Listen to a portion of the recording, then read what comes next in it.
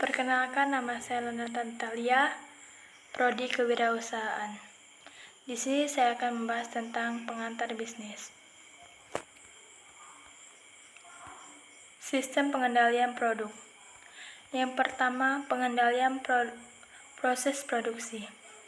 Proses produksi adalah tindakan pengolahan bahan baku dasar sebagai suatu barang atau produk dasar.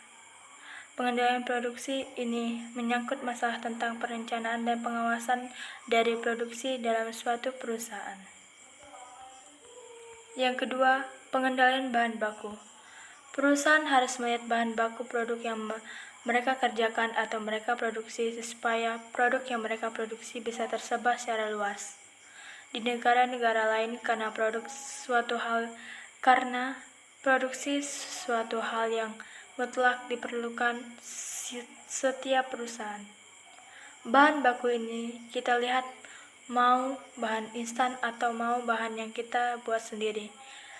Ketika kita ingin menciptakan suatu produk, kita harus melihat bahan bakunya, harganya itu sesuai dengan budget atau tidak. Yang ketiga, pengendalian tenaga kerja. Tenaga kerja sangat dibutuhkan karena membantu setiap pekerja yang ada di perusahaan tersebut agar bisa berjalan dengan baik. Produk perusahaan dapat dihasilkan sesuai dengan rencana perusahaan tersebut tentukan dan disusun dengan baik dan dibantu oleh karyawan yang bekerja di perusahaan tersebut. Tenaga kerja ini bisa kita ambil dari keluarga, teman dekat, bahkan mereka yang membutuhkan pekerjaan. Tenaga kerja ini kita melihat dari sistem pekerjaan atau keahlian dari orang tersebut benar-benar ingin bekerja atau tidak, dan melihat ketekunan dia dalam masa penjabatannya. Yang keempat, pengendalian biaya produksi.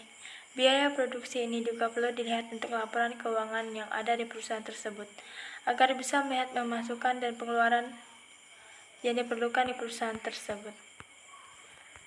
Nah, pengendalian biaya produksi ini biasa seringkali kita melihat adanya kekurangan atau penyusutan dari produksi yang kita jual.